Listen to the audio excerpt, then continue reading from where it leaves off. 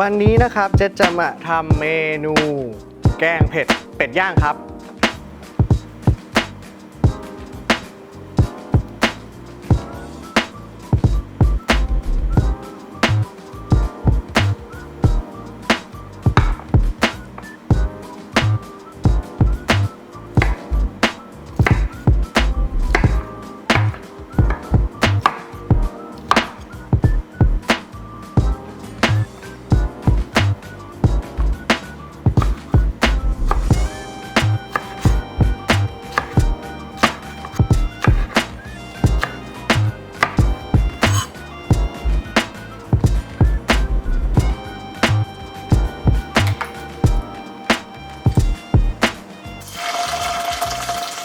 เราเริ่มต้นจากการเอาพริกแกงไปผัดในน้ำมัน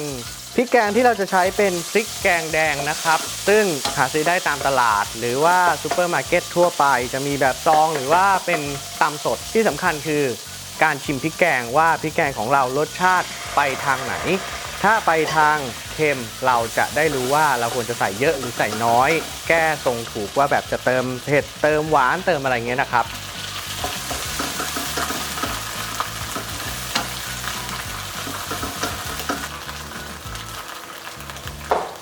ผัดจนหอมนะครับไฟอ่อนๆแล้วก็ค่อยๆเติมหัวกะทิเข้าไปนะครับผมค่อยๆผัดจนกะทิแตกมันขึ้นมานะครับ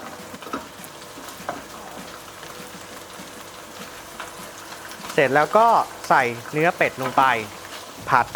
พอได้ที่ปุ๊บเราก็ค่อยๆเติมหางกะทิเข้าไปแนะนำว่าอย่าใส่หัวกะทิเติมเข้าไปเพราะไม่งั้นมันจะมันจนเกินไปจนกินแล้วไม่อร่อยนะครับก็ใช้แยกกันระหว่างหัวกะทิกับหางกะทิ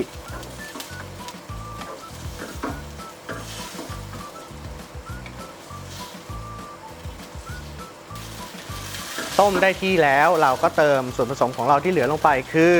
มะเขือพวงพริกชี้ฟ้ามะเขือเทศ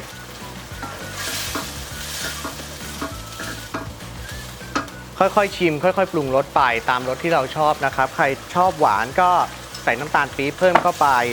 ใครชอบเค็มก็เติมน้ำปลาเข้าไปนะครับผมแต่น้ำตาลที่แนะนำให้เป็นน้ำตาลปี๊บจะหอมกว่า